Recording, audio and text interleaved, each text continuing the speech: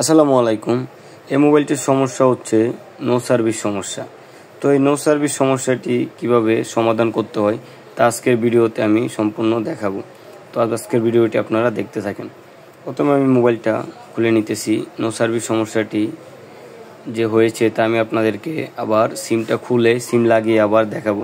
দেখতে পাচ্ছেন এই মোবাইলটার মধ্যে একটি বাংলালিংক সিম লাগানো আছে, কিন্তু আমরা দেখতে পেলাম যে নো সার্ভিস সমস্যা আসছে। এখন আমি সিম বেসটা চেঞ্জ করে আরেকটা সিম বেসের মধ্যে লাগালাম সিমটা। এখন আমি চালু করতেছি মোবাইল, দেখবেন নো সার্ভিস সমস্যাটি ঠিকই থেকে যায়। তো এই সমস্যাটি কীভাবে সমাধান করবেন তা আজকের ভিডিওটি আপনারা সম্পূর্ণ দেখলে বুঝতে পারবেন। দেখতে পাচ্ছেন আমি চার্জ হচ্ছে, সিমটা চার্জ হচ্ছে, চার্জ হয় কিন্তু কোনো নেটওয়ার্ক আসে না, নো সার্ভিস দেখায়। দেখতে পাচ্ছেন আপনারা নো সার্ভিস লেখাটা চলে এসেছে। তো বাটন মোবাইলের যদি এই সমস্যাগুলো হয় তা কিভাবে সমাধান করবেন তা আমি আজকে দেখাবো। নো সার্ভিস সমস্যাটি মূলত হয় যদি জিএসএম লাইন, বাইরের যে বডি যে একটা নেটওয়ার্কিং সিস্টেম রয়েছে, টিনটা রয়েছে, এটার সাথে জিএসএম লাইন শর্ট হলেই মূলত বাটন মোবাইলে নেটওয়ার্ক পায়। আর এই শর্ট যদি না হয়, টিনগুলো যদি ভালোভাবে জিএসএম লাইনের সাথে কানেক্ট না হয়, তাহলেও মূলত বাটন মোবাইলে নো সার্ভিস সমস্যা দেখা দেয়।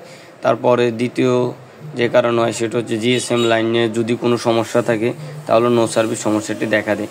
এবং তৃতীয়ত ক্রিস্টাল থেকে সমস্যা দেয়। চতুর্থ স্টেপ হচ্ছে নেটওয়ার্ক আইসি থেকে সমস্যা দেয়। তো এই মোবাইলটা এখন খুলে আমি দেখাবো যে কোন জায়গা থেকে সমস্যাটি হয়েছে। প্রথমে আমি আগে যে প্লাস্টিক বডিতে যে নেটওয়ার্কের যে টিনটা বাইরের দিকে শর্ট হয়ে গিয়েছে এগুলো দেখবো ঠিক আছে কিনা। দেখতে পাচ্ছেন যে একটা একটু সামনের দিকে সরে গিয়েছে, আর একটা জায়গা মতোই রয়েছে। তো এই কারণেও হতে পারে।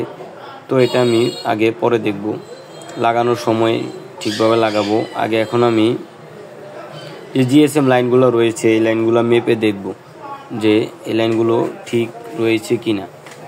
এই লাইনগুলো যদি ঠিক না থাকে তাহলে কিন্তু নো সার্ভিস আসবে, সিম আসবে না, অনেক সমস্যা দিতে পারে। তো এখন আমি এই দুইটা লাইন আগে মেপে দেখব। তো এখন আমি একটি মাল্টিমিটার নিব, মাল্টিমিটার দিয়ে এই দুইটা লাইন ভালোভাবে মেপে দেখব। এই দুইটা লাইন যদি ভালো থাকে তাহলে দুই পাশেই বিপ দিবে, আর যদি এই দুই লাইন থেকে কোনো লাইন মিসিং থাকে তাহলে কোনো বিপ দিবে না। তো এখন আমি একটি মাল্টিমিটার নিয়ে নিতেছি। মাল্টিমিটারটা নিয়ে মাল্টিমিটারটাকে আপনারা ডায়োড মোডে নেবেন, ডায়োড মোড বা বাজার মোড। এটা যেহেতু সানশাইন মাল্টিমিটার, এটাতে ডায়োড মোড এবং বাজার মোড একসাথেই রয়েছে। তো এখন আমি জিএসএম লাইনটা মাপবো। জিএসএম লাইনের এক পাশে জিএসএম লাইন থাকবে, আরেক পাশে গ্রাউন্ড থাকবে। তো দেখতে পাচ্ছেন আমি মাল্টিমিটার নিলাম, এখন আমি লাইনটা মাপবো। লালটাকে গ্রাউন্ডে রাখবেন এবং কালোটাকে গ্রাউন্ডে ধরবেন। দেখতে পাচ্ছেন বিপ দিতেছে। তো যদি বিপ দেয় দুটো লাইন তাহলে দুইটা লাইনই ভালো। এখন আমি ক্যাপাসিটরটা একটু মাপতেছি যে এক পাশে মান দেখাবে আরেক পাশে বিপ দিবে। দেখতে পাচ্ছেন ক্যাপাসিটরটা এক পাশে মান দেখাচ্ছে এবং আরেক পাশে বিপ দিচ্ছে, তার মানে ক্যাপাসিটরটাও ঠিক রয়েছে। এটা হচ্ছে তো জিএসএম লাইনও ঠিক রয়েছে। তো নেটওয়ার্ক আইসির পাশে যে ক্যাপাসিটরটা আপনারা দেখতে পেলেন, এই ক্যাপাসিটরটাও ঠিক রয়েছে। এখন আমি কার্বন পেপারটা তুলব, যেহেতু নো সার্ভিস লেখাটা আসতেছে। তো যেহেতু আমি মোবাইলটা খুলছি, এখন আমার কাজ হচ্ছে যদি জিএসএম লাইনও ঠিক থাকে তাহলে আমাদের যে ক্রিস্টালটা রয়েছে সেই ক্রিস্টালটা আমরা চেঞ্জ করে দেখব। ক্রিস্টালটা যদি পরিবর্তন করি তাহলেও নো সার্ভিস সমস্যাটার সমাধান হয়ে যেতে পারে। যেহেতু আমাদের স্টেপ বাই স্টেপের মধ্যে এখন ক্রিস্টালটা চেঞ্জ করতে হবে, কারণ জিএসএম লাইন যেহেতু বিপ দিয়েছে তার মানে জিএসএম লাইন ওকে রয়েছে। তো ক্রিস্টালের কারণেও নো সার্ভিস সমস্যা হতে পারে, যেহেতু বাটন মোবাইল ক্রিস্টালের কারণেও নো সার্ভিস সমস্যা হয়। তো এখন আমি মোবাইলটাকে মাদারবোর্ডের সাথে সেট করে নিতেছি। মোবাইলটাকে মাদারবোর্ডের সাথে সেট করে নেওয়ার পরে এখন আমি ক্রিস্টালটা উঠাবো। তো ক্রিস্টালটা উঠানোর আগে যে সিপিইউ রয়েছে, তারপরে নেটওয়ার্ক আইসি রয়েছে, এগুলো একটু ডেকে নিতেছি, কারণ এগুলোতে হিট লাগলে নষ্ট হয়ে যাওয়ার সম্ভাবনা রয়েছে।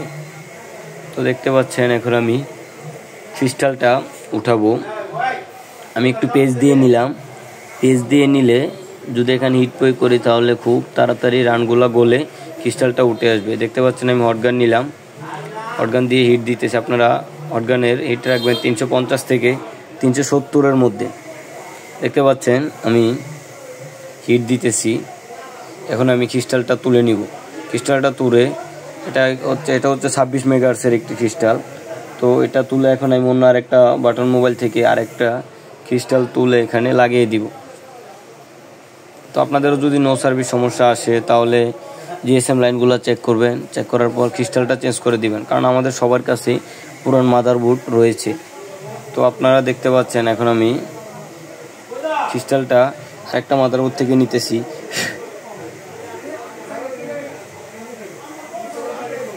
দেখতে পাচ্ছেন আমি ওই মাদারবোর্ডটা তো ক্রিস্টালের উপর একটু পেজ দিয়ে নিলাম।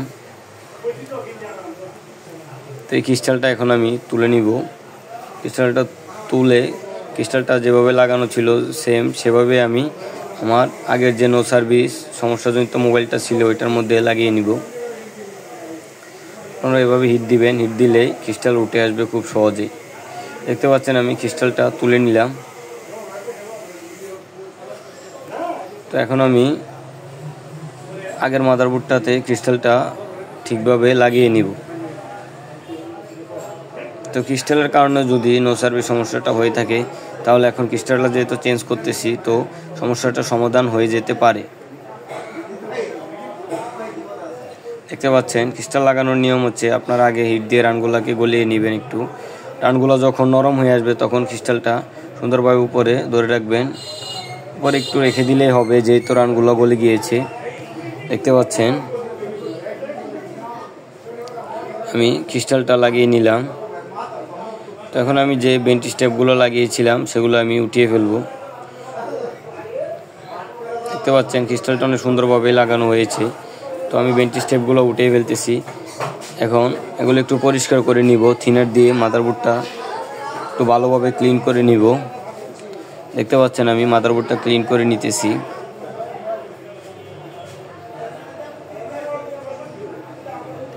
আপনারাও ঠিক এভাবে মাদারবোর্ডগুলো ক্লিন করে নেবেন।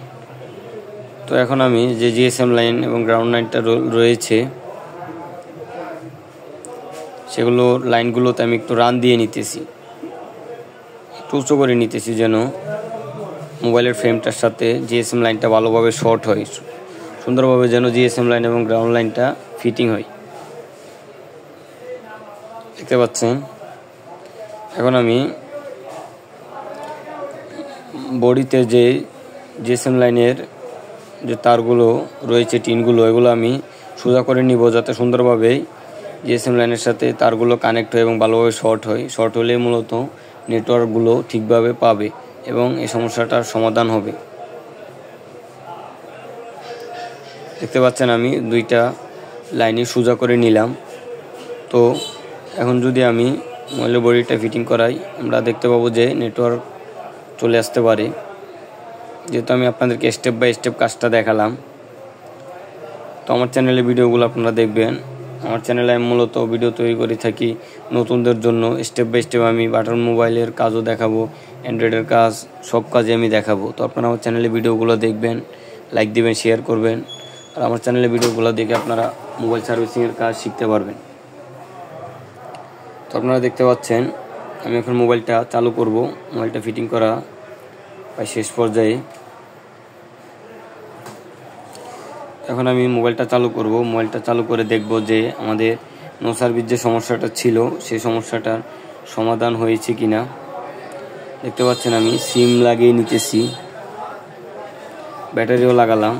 তো এখন মোবাইলটা চালু করব, দেখব সমস্যাটার সমাধান হয়েছে কিনা। যদি সমস্যাটার সমাধান না হয় তাহলে আমরা নেটওয়ার্ক আইসিটা চেঞ্জ করে দিব, তাহলে 100% সমস্যাটার সমাধান হয়ে যাবে। দেখতে পাচ্ছেন আমি মোবাইলটা চালু করলাম। এখন আমি দেখব যে নেটওয়ার্কের যে সমস্যাটি ছিল আগে নো সার্ভিস সমস্যা, সেই সমস্যাটি আছে কিনা। যদি সমস্যাটি থেকে থাকে তাহলে আমাদের নেক্সট স্টেপে যা করতে হবে সেটি হলো নেটওয়ার্ক আইসিটা চেঞ্জ করতে হবে। তো আমরা দেখি সমস্যাটি সমাধান হয় কিনা। দেখতে থাকেন সমস্যাটি সমাধান হয় কিনা। না, নো সার্ভিস সমস্যাটি আবার আছে, তার মানে সমস্যাটি সমাধান হয়নি। তো এখন এই মোবাইলটির নেটওয়ার্ক আইসি চেঞ্জ করতে হবে। তো এই মোবাইলটার দ্বিতীয় পার্ট নিয়ে আমি আসবো। দ্বিতীয় পার্টে আমি নেটওয়ার্ক আইসি চেঞ্জ করে মোবাইলটার নেটওয়ার্ক এনে দেখাবো আপনাদেরকে। ধন্যবাদ।